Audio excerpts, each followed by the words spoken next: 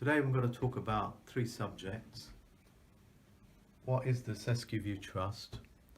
What it means to be lost at sea, and the language fraud. Okay, now the CESTUI trust was set up for people that were lost at sea, and it's in maritime. What does that mean?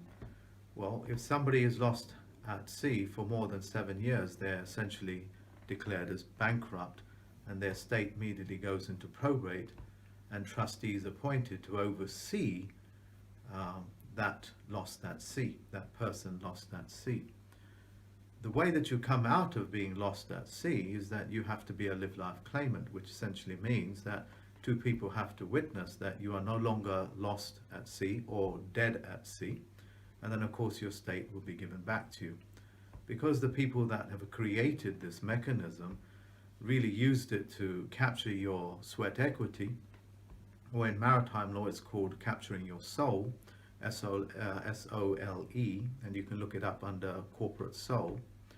They don't really want to give it back to you because they want to live on your sweat equity.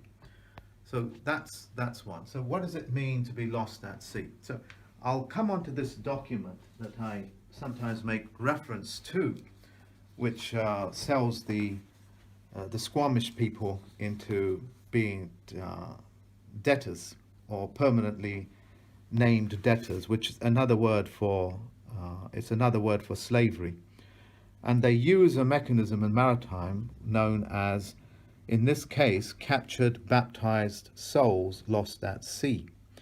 Well, they're baptized, so it's Vatican, and they're captured because they're lost at sea. Nobody stopped and corrected their format of writing in maritime when a person is dead, which is to simply take my name, for example. This means full colon, and that in language terms means for the mark and a full stop. What they do is they write that in all capitals, which is also a maritime expression. I know those people in there in strawman land will be thinking just in strawman, but that's also a way of writing things when you're aboard a vessel. Okay, nom de guerre, or in all caps. So because nobody stopped and corrected their name being in all capitals, i.e. take it back out of all capitals into upper and lower case, you're presumed and assumed to be lost at sea. So that type of document proves the existence of what that maritime expression is, and how they're capturing souls as being baptized lost at sea, because they're baptized by the Vatican.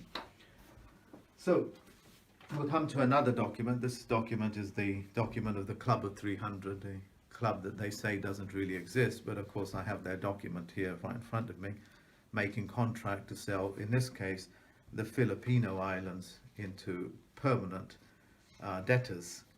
And here you can see, although it's in fiction language, you can see it's a certificate of live birth. Okay, certificate of live birth.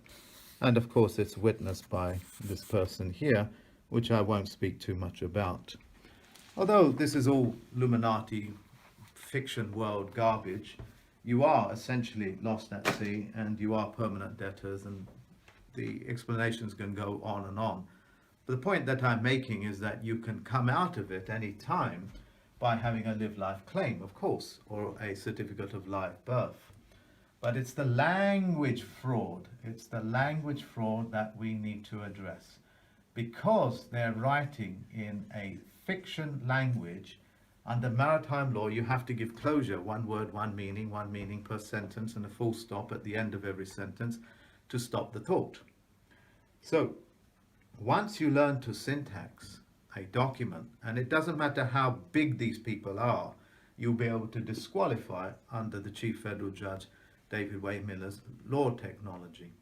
And that's how you get out of these types of slavery documents that hold you as permanent debtors. Okay, this is a continuation on about the CESTUI trust.